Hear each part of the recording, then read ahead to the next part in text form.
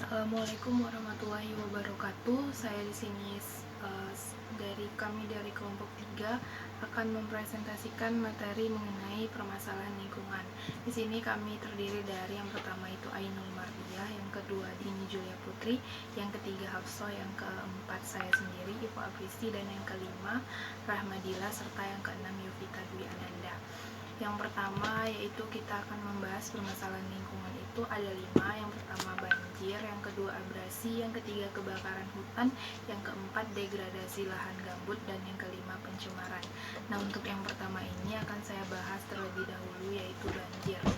Banjir merupakan bencana alam hidrometeorologi yang sangat ditakuti oleh manusia. Hal ini disebabkan karena banjir menimbulkan dampak yang luar biasa yang menyebabkan kerugian yang sangat besar. Beberapa negara di dunia pernah mengalami banjir dan menimbulkan dampak yang fantastik. Bahkan memakan korban jiwa hingga ratusan ribu jiwa dalam sekali keadaan banjir. Selanjutnya yaitu kita akan membahas penyebab dari banjir. Penyebab dari banjir itu yang pertama adalah kondisi topografi. Kondisi topografi adalah daerah dataran rendah akan berisiko lebih tinggi dilanda banjir daripada daerah dataran tinggi. Berarti kondisi ini umum terjadi karena air mengalir dari tempat yang tinggi ke tempat yang rendah. Selain itu, daerah hilir dari suatu daerah aliran sungai cenderung memiliki kemiringan karena lereng yang rendah, sehingga lebih berpeluang terjadi bencana banjir di daerah ini. Yang selanjutnya penyebab banjir yang kedua yaitu intensitas hujan yang tinggi. Intensitas hujan yang tinggi ini akan menyebabkan banjir. Hujan lebat yang terus-menerus dapat menyebabkan volume air daratan meningkat. Apabila hal ini terus terjadi, maka sungai akan meluap sehingga terjadinya banjir yang bahkan sungai tersebut tidak dapat menampung banyaknya volume air yang ada. Lalu yang ketiga penyebab banjir yaitu sedikitnya area peresapan. Sedikitnya area peresapan air ini maksudnya adalah karena area peresapan itu kan sangat penting untuk meresap air. Nah, pada saat ini area peresapan air sangat jarang ditemui. Bahkan seharusnya area peresapan ini tertutup oleh bangunan aspal ataupun beton, sehingga air yang seharusnya meresap akan menggenang di permukaan. Nah, inilah salah satu penyebab banjir. Selanjutnya yang keempat yaitu penyumbatan aliran air. Nah, penyumbatan aliran air ini baik di sungai maupun di selokan karena yang disebabkan oleh sampah yang menumpuk. Ini akan menyebabnya tergenangnya air, lalu terjadilah banjir. Baiklah, selanjutnya saya akan membahas penyebab terjadinya banjir yang terakhir yaitu penggundulan hutan. Hutan merupakan paru-paru dunia. Hutan dengan banyak pohon di dalamnya berfungsi untuk menahan dan menyerap air. Jika hutan ditebang dengan secara berlebihan dan dalam masa yang banyak, akan menyebabkan air menjadi tergenang dan air akan mengalir dari daerah yang tinggi ke daerah yang rendah sehingga menyebabkan terjadinya banjir. Selanjutnya saya akan membahas jenis-jenis banjir. Yang jenis-jenis banjir ini ada 4. Yang pertama itu banjir air. Banjir air ini merupakan banjir yang sering terjadi di masyarakat dan yang paling umum diketahui oleh banyak orang karena banjir ini terjadi disebabkan oleh meluapnya air selokan, meluapnya air sungai, air danau, dan air ini akan menggenangi daratan di sekitarnya. Pada umumnya volume air ini naik disebabkan karena badai atau hujan lebat yang terjadi terus-menerus. Selanjutnya yang kedua itu ada banjir bandang. Banjir bandang ini tidak hanya mengandung air namun juga mengangkat lumpur dan berbagai material lainnya sehingga dapat menyebabkan kerusakan yang sangat besar dan berbahaya. Bahkan seringkali banjir bandang disertai dengan terbawanya bongkahan batu yang besar menghancurkan pemukiman masyarakat. Nah, selanjutnya yaitu banjir rob. Banjir rob ini merupakan banjir yang disebabkan oleh pasang air laut. Nah, ini nih terjadi di daerah sekitar pesisir pantai atau permukaannya yang lebih rendah daripada permukaan air laut. Kondisi bencana alam ini umumnya lebih jernih airnya daripada air banjir yang biasanya terjadi. Yang terakhir yaitu banjir lahar dingin. Banjir lahar dingin ini merupakan jenis banjir yang disebabkan karena erupsi gunung berapi. Nah, banjir ini mengeluarkan lahar dingin. Lahar dingin ini menyebar ke lingkungan sekitar, bahkan dapat masuk ke sungai atau ke danau sehingga menyebabkan pendangkalan. Apabila pendangkalan sungai dan danau terjadi, maka akan memperbesar potensi terjadinya banjir yang disertai dengan lumpur atau lahar dingin. Nah, berikutnya yaitu dampak-dampak dari banjir. Di sini dampak banjir sangat banyak dan saya akan membahasnya 5. Yang pertama yaitu rusaknya sarana dan prasarana. Seperti yang kita ketahui, jika terjadi banjir, otomatis akan menghancurkan pemukiman, menghancurkan rumah warga, menghancurkan fasilitas-fasilitas di daerah seperti rumah sakit, musola, dan banyak sarana dan prasarana yang dihancurkan oleh bencana banjir ini. Dan berikutnya dampaknya itu kerugian materi. Tentunya kerugian materi dari hanyutnya berbagai macam material yang berharga seperti emas, surat-surat tanah, dan uang.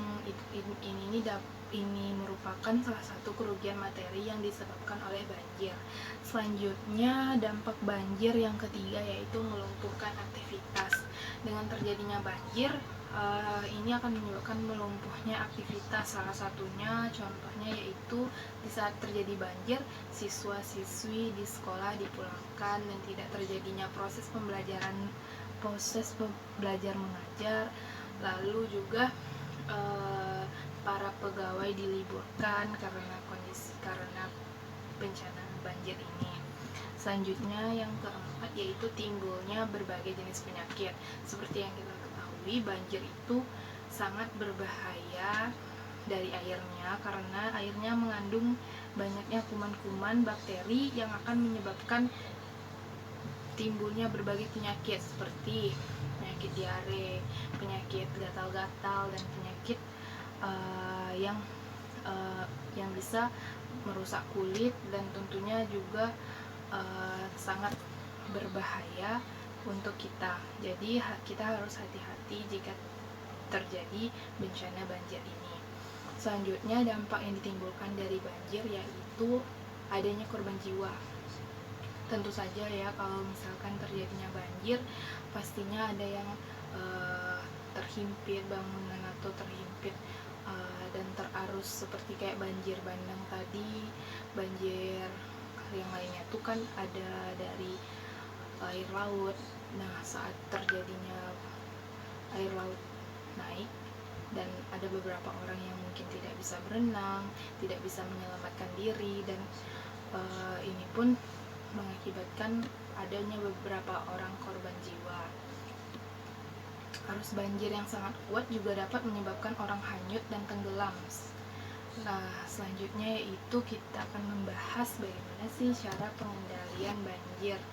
Nah, di sini cara pengendalian banjir ini ada banyak sebenarnya, karena dalam kehidupan sehari-hari sudah kita bisa dapat menerapkannya juga. Di sini saya hanya membahas 5. Yang pertama itu tidak membuang sampah sembarangan, melakukan pengerukan aliran air seperti di selokan. Terus juga yang ketiga adanya sistem pemantauan banjir. Jika ada tanda-tanda terjadinya banjir, alangkah lebih baiknya kita memiliki sistem pemantauan banjir agar tidak terjadinya banyak korban dan hal-hal yang negatif lainnya.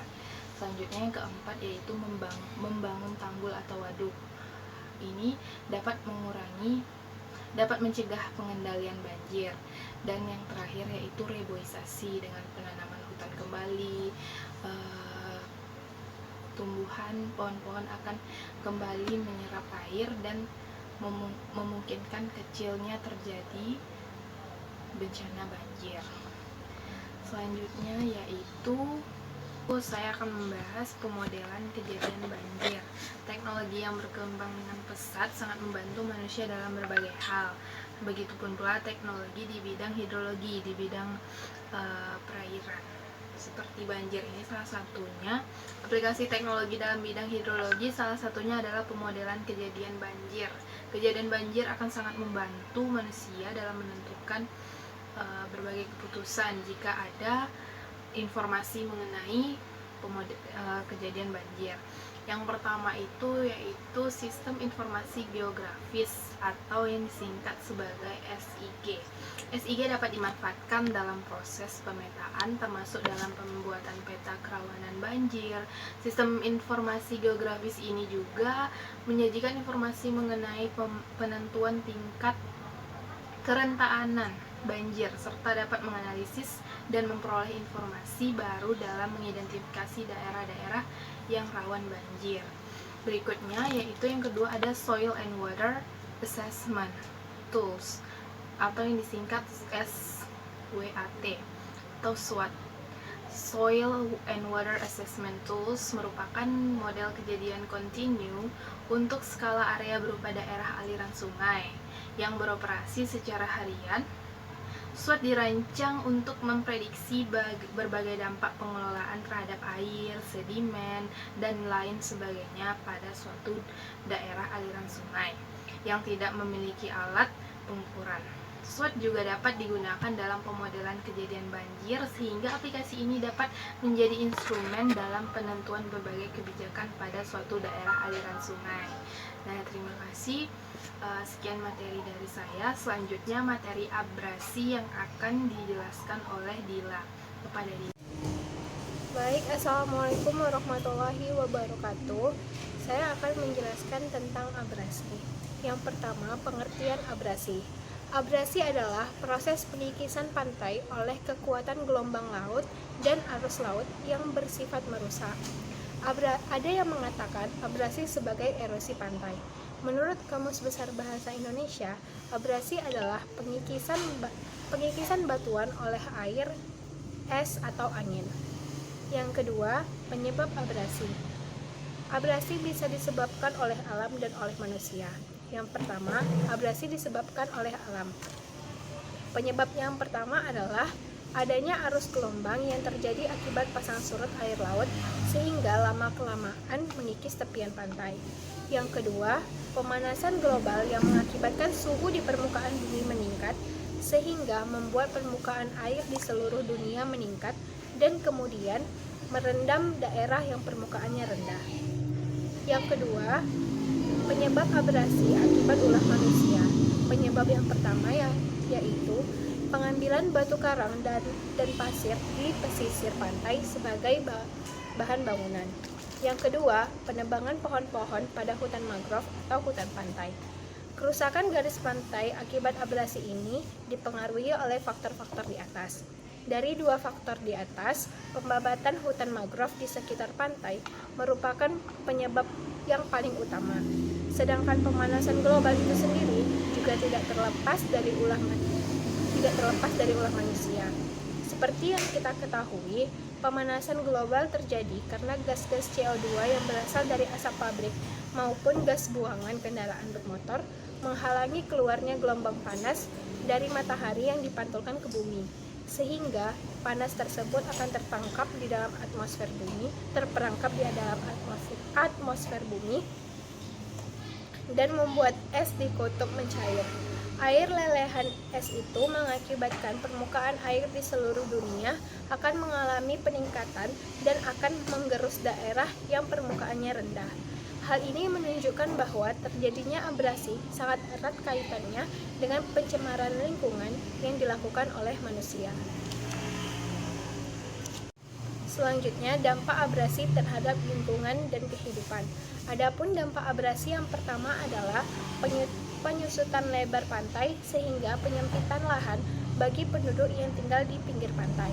Yang kedua, kerusakan hutan bakau di sepanjang pantai karena terpaan ombak yang didorong angin kencang begitu besar.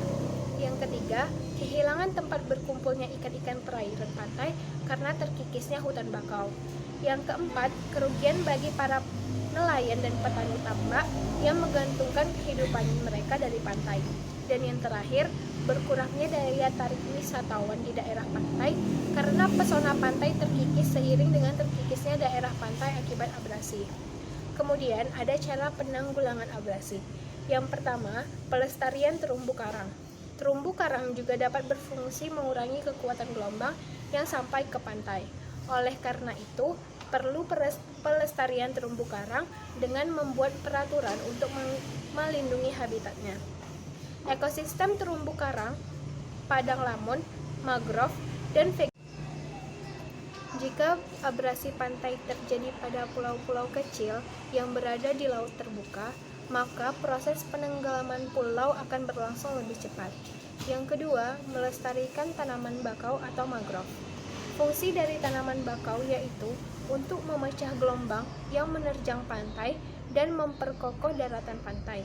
Selain untuk mempertahankan pantai, mangrove juga berfungsi sebagai tempat berkembang biaknya ikan dan kepiting.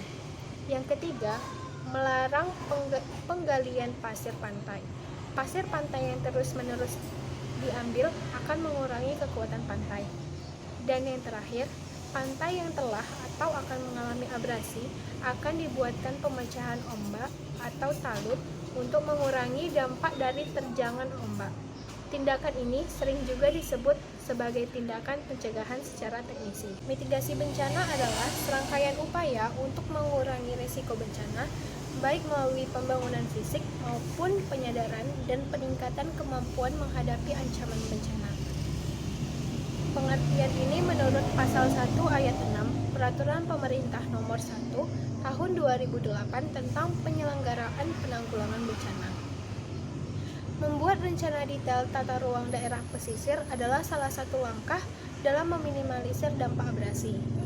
Di daerah pesisir pantai yang rawan abrasi, sangat penting untuk mengatur penggunaan lahan. Rencana detail tata ruang ini digunakan untuk membuat zoning kawasan lindung dan budidaya. Setiap persel seharusnya ditentukan guna lahan, KDB, KLB, jumlah lahan agar pembangunan daerah pesisir dapat terarah, menurut Rahtama tahun 2014. Dalam rencana detail ini juga berisi di mana akan dibangun pemecahan gelombang dan tanggul karena pemecahan gelombang ini dapat menghambat perjalanan ombak ke pantai. Ombak akan pecah saat melewati pemecahan gelombang, sehingga ombak yang mencapai bibir pantai memiliki kekuatan yang lebih kecil. Selain pemecahan gelombang, pembangunan tanggul dan dari pasir di sepanjang pantai juga akan mengurangi risiko abrasi. Pembuatan tanggul ini dapat dilakukan secara swadaya oleh masyarakat sekitar pantai. Tanggul dapat menahan air laut, sehingga air laut tidak dapat masuk ke permukiman penduduk dan memperkuat daya tahan pinggir pantai. Selain itu, dalam rencana detail tata ruang hutan bakau seharusnya menjadi kewajiban untuk daerah pesisir di Indonesia. Tanaman bakau dapat mengurangi resiko abrasi dan dapat mengurangi resiko intrusi air laut. Dalam rencana detail dirumuskan pembangunan fisik dan pembangunan sosial ekonomi. Bagaimana pembangunan sosial ekonomi penduduk pesisir akan menentukan keberhasilan pembangunan fisik daerah pesisir tersebut. Pembangunan sosial selain bertujuan membuat keadaan sosial yang lebih manusiawi, juga dibutuhkan agar penduduk pesisir dapat mengelola upaya mitigasi terhadap abrasi menurut Rahtama tahun 2014. Sekian yang dapat saya sampaikan. Assalamualaikum warahmatullahi wabarakatuh. Saya akan menjelaskan tentang kebakaran hutan dan lahan gambut. Kebakaran itu adalah peristiwa menjalarnya api liar yang ternyata berawal dari api kecil yang bersifat setempat dari para pengguna api pengguna api permukaan lahan, kan? 99% kebakaran hutan dan lahan gambut adalah akibat ulah manusia.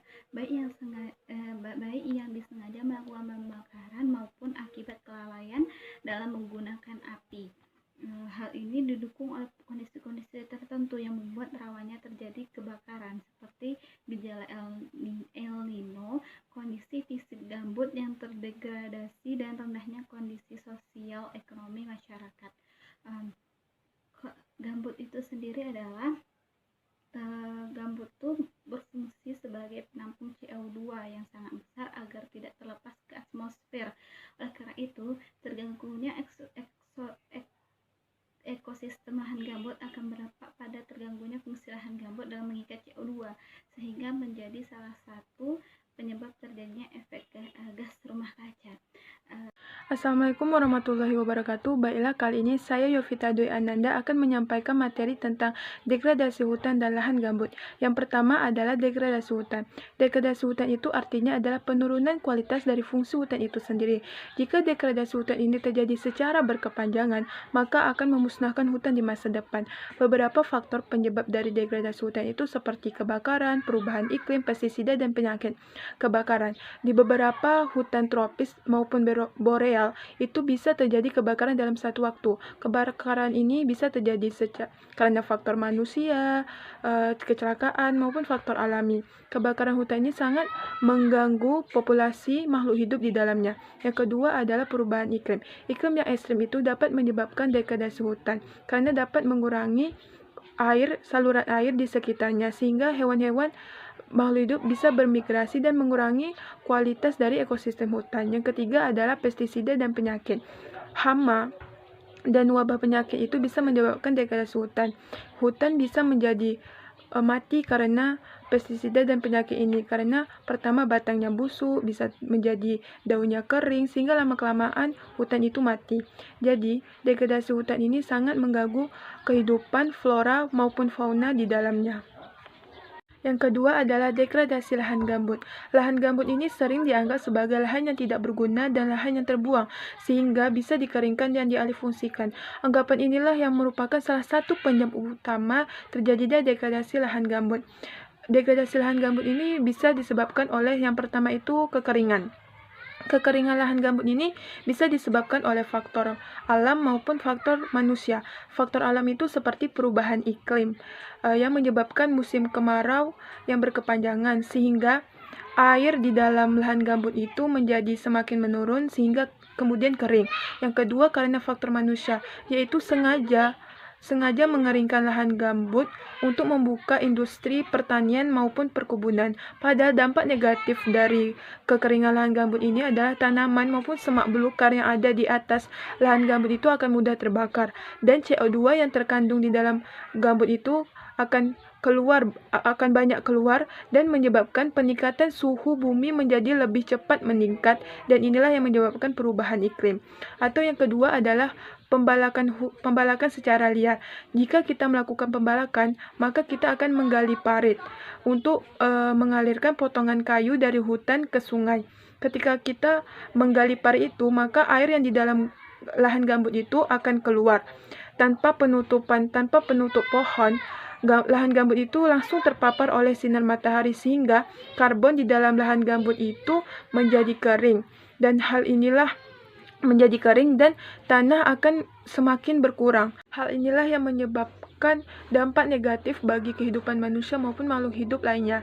Baiklah, sekian materi degradasi hutan dan lahan gambut dari saya. Assalamualaikum warahmatullahi wabarakatuh. Saya Numardia, saya akan menjelaskan materi bagian pencemaran. Pencemaran terdiri dari berbagai jenis, yaitu pencemaran udara, air, tanah, sanitasi, dan limbah. Baiklah, saya akan menjelaskan pencemaran udara. Pencemaran udara adalah kehadiran satu atau lebih substansi fisik, kimia, atau biologi di atmosfer dalam jumlah yang dapat membahayakan kesehatan manusia, hewan, dan tumbuhan, mengganggu estetika dan kenyamanan, atau merusak properti. Penyebab pencemaran udara itu banyak ditimbulkan oleh beberapa faktor. Contohnya ada sumber-sumber alami, kegiatan manusia, atau kombinasi keduanya. Kalau dia berasal dari kegiatan manusia, contohnya itu transportasi, industri, pembangkit listrik, pembakaran. Pembakaran ini banyak jenisnya seperti perapian, kompor, furnace, insinerator dengan berbagai jenis bahan bakar. Gas buang pabrik yang menghasilkan gas berbahaya, serta asap rokok. Kalau dari sumber alami itu dapat dihasilkan dari gunung berapi, rawa-rawa, kebakaran hutan, nitrifikasi, dan denitrifikasi biologi. Selanjutnya yaitu jenis-jenis pencemar. Jenis-jenis pencemar itu ada dari karbon monoksida, oksida nitrogen, oksida sulfur, hidrokarbon, ozon, volatile organic compounds, dan partikulat. Selanjutnya saya akan menjelaskan dampak pencemaran udara. Yang pertama itu adalah dampak kesehatan. Substansi pencemar yang terdapat di udara dapat masuk ke dalam tubuh melalui sistem pernapasan. Dari paru-paru, zat pencemar diserap oleh sistem peredaran darah dan menyebar ke seluruh tubuh. Dampak kesehatan yang paling umum dijumpai adalah ISPA, infeksi saluran pernapasan akut, termasuk diantaranya asma, bronkitis, dan gangguan pernapasan lainnya. Yang kedua yaitu hujan asam. Dampak dari hujan asam ini antara lain yang pertama mempengaruhi kualitas air permukaan. Yang kedua merusak tanaman, yang ketiga melarutkan logam-logam berat yang terdapat dalam tanah sehingga mempengaruhi kualitas air tanah dan air permukaan. Yang keempat bersifat korosif sehingga merusak material dan bangunan. Yang ketiga yaitu efek rumah kaca. Efek rumah kaca menjadi salah satu dampak dari pencemaran udara. Efek rumah kaca ini disebabkan oleh keberadaan CO2, CFC, metana, ozon, dan N2O di lapisan troposfer yang menyerap radiasi panas matahari yang dipantulkan oleh permukaan bumi. Akibatnya, panas terperangkap dalam lapisan troposfer dan menimbulkan fenomena pemanasan global.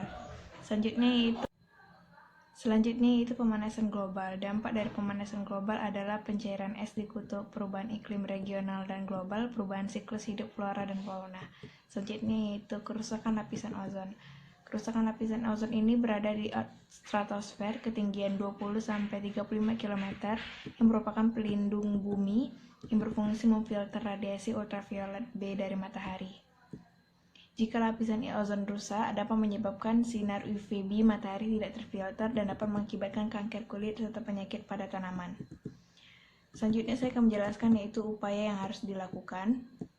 Penanggulangan pencemaran udara tidak dapat dilakukan tanpa menanggulangi penyebabnya, di mana yang pertama kali harus kita lakukan adalah mempertimbangkan sektor transportasi sebagai kontributor utama pencemaran udara. Kita dapat menyerukan kepada pemerintah untuk memperbaiki sistem transportasi yang ada saat ini dengan sistem transportasi yang lebih ramah lingkungan dan terjangkau oleh publik. Prioritas utama harus diberikan pada sistem transportasi massal dan tidak berbasis kendaraan pribadi. Kita juga dapat menyerukan kepada pemerintah segera mengenai pemenuhan komitmennya untuk memberlakukan pemakaian bensin tanpa timbal. Di sektor industri kita harus menegakkan hukum bagi industri pencemar. Solusi untuk mengatasi polusi udara kota terutama untuk pembenahan sektor transportasi tanpa mengabaikan sektor-sektor lain. Kita dapat berhasil menurunkan polusi udara kota dan angka kesakitan dan kematian yang diakibatkan karenanya. Yang pertama itu pemberian izin bagi angkutan umum kecil yang hendaknya lebih dibatasi, sementara kendaraan angkutan massal seperti bus dan kereta api diperbanyak. Selanjutnya itu pembatasan usia kendaraan, terutama bagi angkutan umum. Perlu dipertimbangkan sebagai salah satu solusi, sebab semakin tua kendaraan, terutama yang kurang terawat, semakin besar potensinya untuk memberi kontribusi pencemaran udara. Yang ketiga yaitu potensi terbesar polusi oleh kendaraan bermotor adalah kemacetan lalu lintas dan tanjakan. Karena itu, pengaturan lalu lintas, rambu-rambu, dan tindakan tegas terhadap pelanggaran berkendaraan dapat membantu mengatasi kemacetan lalu lintas dan mengurangi polusi udara. Pemberian penghambat laju kendaraan di permukiman atau ganggang yang sering diistilahkan dengan polisi tidur justru merupakan biang polusi. Kendaraan bermotor akan memperlambat laju. Yang kelima yaitu uji emisi harus dilakukan secara berkala pada kendaraan umum maupun pribadi meskipun secara uji petik spot check perlu dipertimbangkan dan diperhatikan adanya kewenangan penambahan bagi polisi lalu lintas untuk melakukan uji emisi di samping memeriksa surat-surat dan kelengkapan kendaraan yang lain. Yang keenam yaitu penanaman pohon-pohon yang berdaun lebar di pinggir-pinggir jalan terutama yang lalu lintasnya padat serta di sudut-sudut kota untuk mengurangi polusi udara.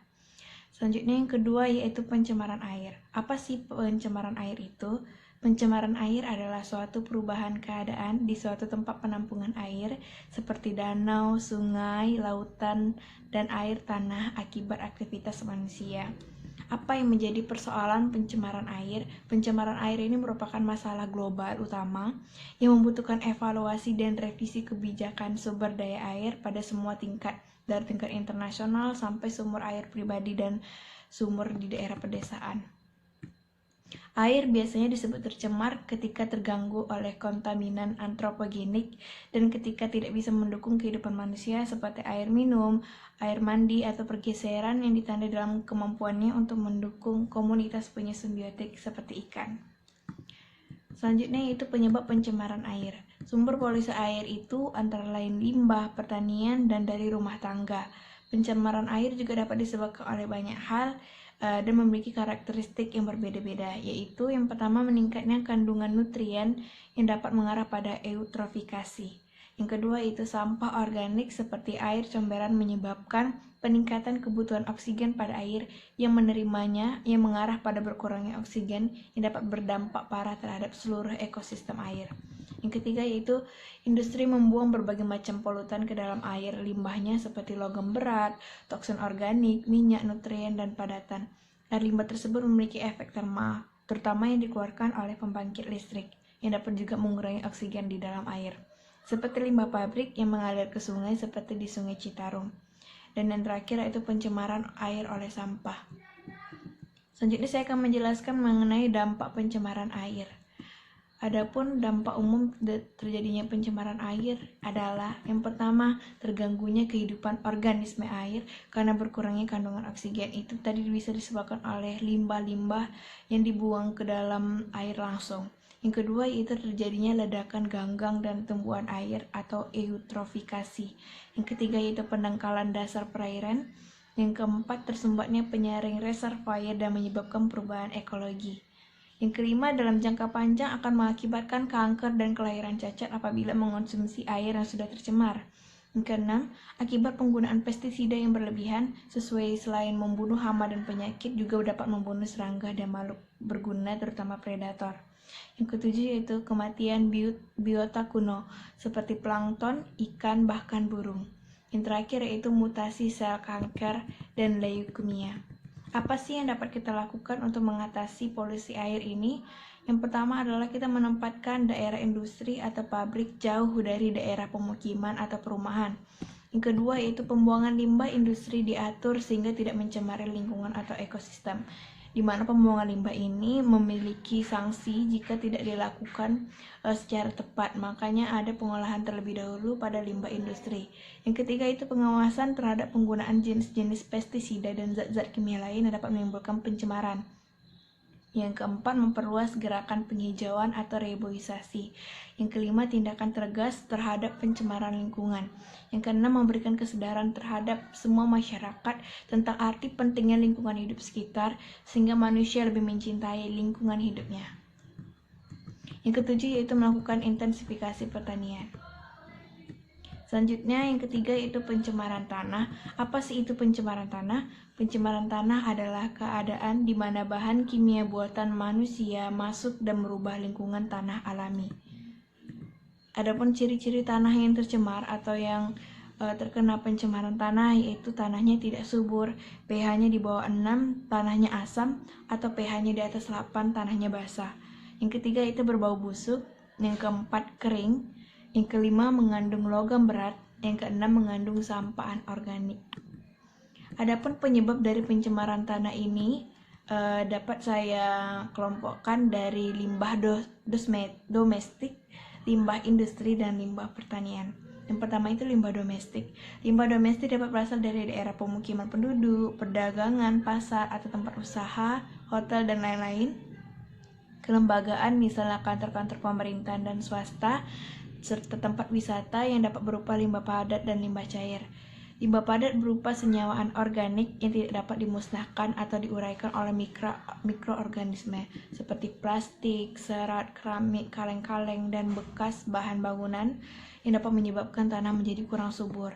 Sementara limbah cair berupa tinja, deterjen, oli, cat, jika meresap ke dalam tanah akan merusak kandungan air tanah, bahkan dapat membunuh mikroorganisme yang terdapat di dalam tanah. Selanjutnya yaitu limbah industri. Limbah industri ini pasti berasal dari sisa-sisa produksi industri, misalnya sisa-sisa pengolahan industri pelapisan logam dan industri kimia lainnya. Yang ketiga yaitu limbah pertanian. Limbah pertanian dapat berupa sisa-sisa pupuk sintetik untuk menyuburkan tanah atau tanaman, misalnya pupuk urea dan pestisida untuk memberantas hama tanaman. Adapun dampak dari pencemaran tanah ini berakibat juga pada kesehatan. Dampak pencemaran tanah terhadap kesehatan tergantung jalur masuk ke dalam tubuh dan kerentanan polusi populasi yang terkena. Ada beberapa macam penyakit atau dampak yang diberikan terhadap pencemaran tanah terhadap tubuh kita, seperti sakit kepala, pusing, letih, iritasi mata, dan ruam kulit untuk paparan bahan kimia yang disebut di atas. Yang jelas, pada dosis yang besar, pencemaran tanah dapat menyebabkan kematian. Yang kedua adalah dampaknya pada lingkungan atau ekosistem.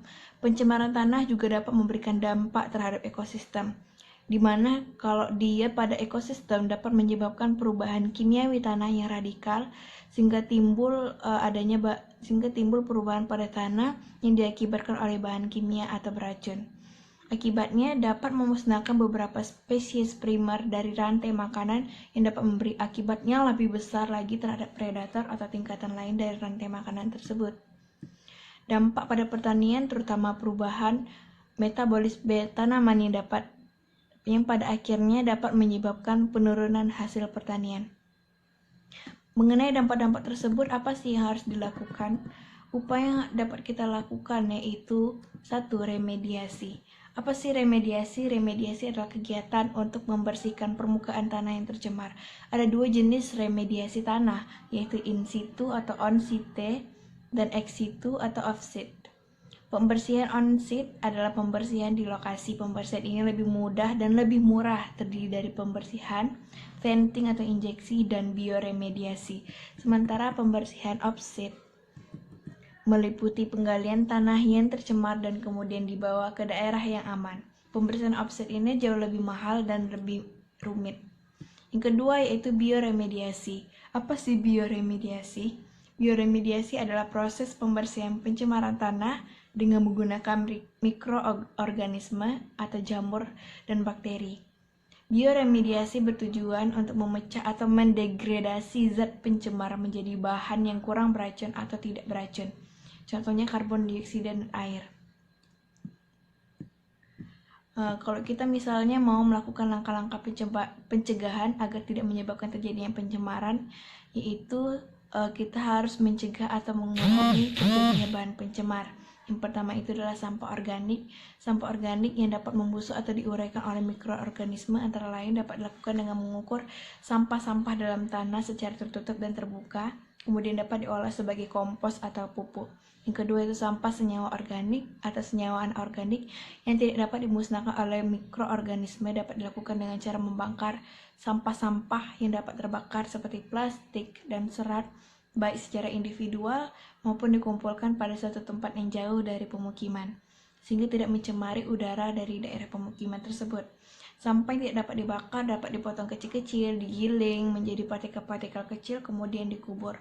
Bisa jadi sampah-sampah tersebut diolah menjadi bahan-bahan yang kerajinan sehingga dapat bermanfaat dan bernilai daya guna bagi masyarakat setempat. Ketiga itu pengolahan terhadap limbah industri yang mengandung logam berat yang akan mencemari tanah. Sebelum dibuang maka harus dilakukan proses pemurnian sehingga tidak dapat dapat menimbulkan pencemaran. Yang keempat yaitu penggunaan pupuk. Penggunaan pupuk tidak boleh dilakukan secara sembarangan dan berlebihan, harus sesuai dengan aturan. Yang terakhir yaitu usahakan membuang dan memakai deterjen berupa senyawa organik dapat dimusnahkan atau diuraikan oleh mikroorganisme sehingga deterjen atau limbah rumah tangga tersebut tidak dapat mencemari tanah. Sekian penjelasan dari saya, selanjutnya akan dijelaskan oleh Dini. Kepada Dini, bersilakan. kita akan membahas tentang sanitasi dan limbah. Sanitasi yaitu perilaku disengaja dalam pembudayaan hidup bersih dengan maksud mencegah manusia untuk bersentuhan langsung dengan kotoran dan bahan buangan lainnya, dengan tujuan untuk menjaga serta meningkatkan kebersihan.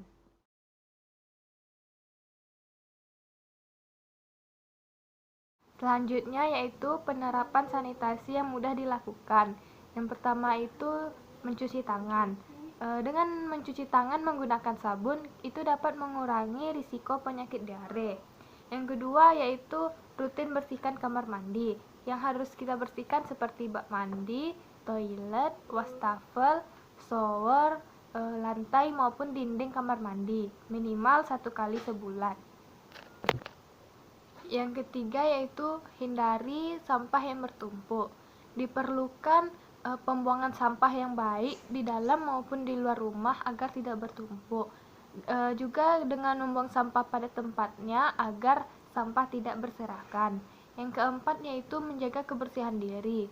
Dalam menjaga kebersihan diri itu bukan hanya mandi setiap hari, yaitu juga memperhatikan pakaian yang kita gunakan ataupun makanan serta minuman yang bergizi yang kita konsumsi. Lalu juga dengan memperhatikan pola hidup sehat. Selanjutnya limbah. Limbah yaitu sisa suatu usaha atau kegiatan yang mengandung bahan berbahaya atau beracun dan dapat membahayakan lingkungan kesehatan, kelangsungan hidup manusia dan makhluk hidup lainnya. Menurut Abdurrahman pada tahun 2006, wujud limbah itu yang dihasilkan terbagi 3. Yang pertama limbah padat, limbah cair, dan limbah gas. Limbah padat yaitu limbah yang memiliki wujud padat, yang bersifat kering, tidak dapat berpindah kecuali dipindahkan. Dan contohnya itu berasal dari sisa makanan, sayuran, potongan kayu, dan lainnya. Lalu yang kedua itu ada limbah gas. Limbah gas itu limbah yang berwujud gas. Contohnya seperti gas buangan kendaraan bermotor, buangan gas dari hasil industri, dan lainnya. Dan yang terakhir yaitu limbah cair. Limbah cair ini berwujud cair. Contohnya seperti air bekas cuci piring, lalu limbah cair dari industri. Yang terakhir itu dampak air limbah yang tidak menjalani proses pengolahan yang benar. Yang pertama itu kontaminasi dari pencemaran air permukaan dan badan-badan air yang digunakan manusia.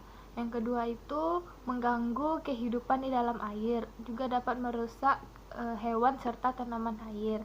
Yang ketiga yaitu dapat menimbulkan bau, dan yang terakhir menghasilkan lumpur yang dapat membuat air menjadi dangkal sehingga terjadi penyumbatan yang dapat menyebabkan banjir. Sekian yang dapat saya sampaikan. Assalamualaikum warahmatullahi wabarakatuh.